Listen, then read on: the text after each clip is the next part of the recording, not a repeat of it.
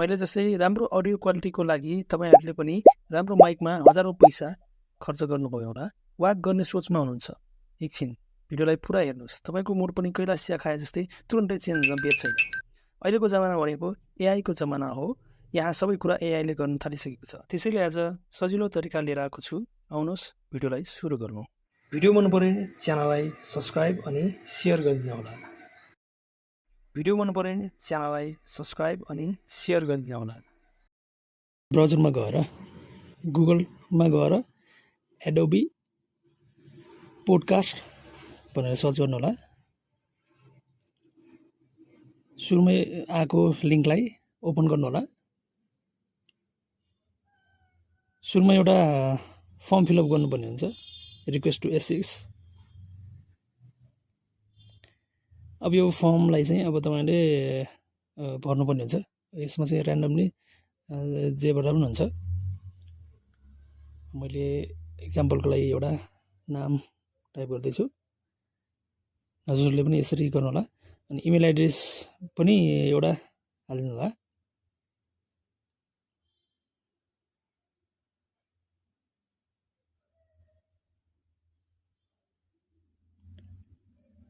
अनि यसमा yes I am कन्ट्रीमा Nepal छान्नु होला। यो चाहिँ मोबाइल हाम्रो एन्ड्रोइड मोबाइलमा पनि सेम यही प्रोसेस गर्ने हो।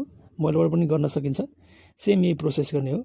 अब यसमा इन्हान्स स्पिचको यो तल लिंक दिइराछ, यसलाई क्लिक गर्दै यसले फेरि अर्को ट्याब खोलिदिन्छ।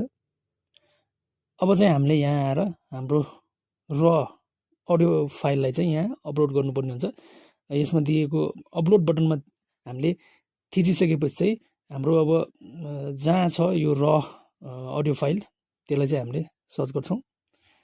मेरो चाहिँ अडियो फाइल यहाँ छ। अब केही गरी यहाँ देखाएन भने चाहिँ हाम्रो हाइड भइराछ, या अल फाइल गरिदिनुस्, तपाईको फाइल देखाउँछ। त्यसपछि ओपन गर्नुस्।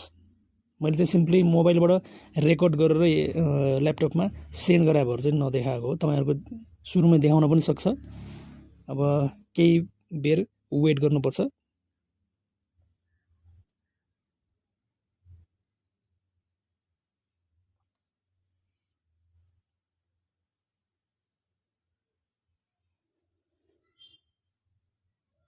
यसले चाहिँ हाम्रो अब अडियोको लेन्थ कति छ त्यो हिसाबमा उसले क्याल्कुलेसन गर्छ।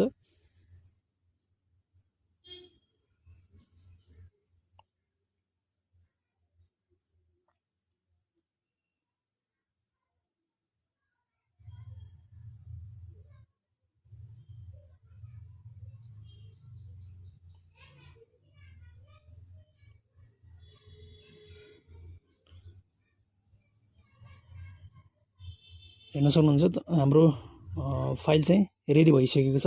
हेर्न सक्नुहुन्छ हाम्रो फाइल चाहिँ रेडी भइसकेको छ। अब हामीले चाहिँ यसलाई डाउनलोड गर्न सक्छौं।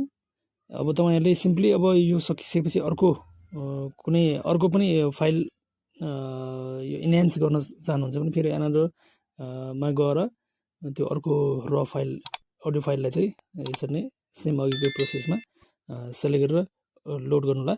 यसलाई चाहिँ सिम्पली डाउनलोड गर्नुस्। अब डाउनलोड गरेर तपाईले जहाँसुकै पनि यसलाई युज गर्न सक्नुहुन्छ।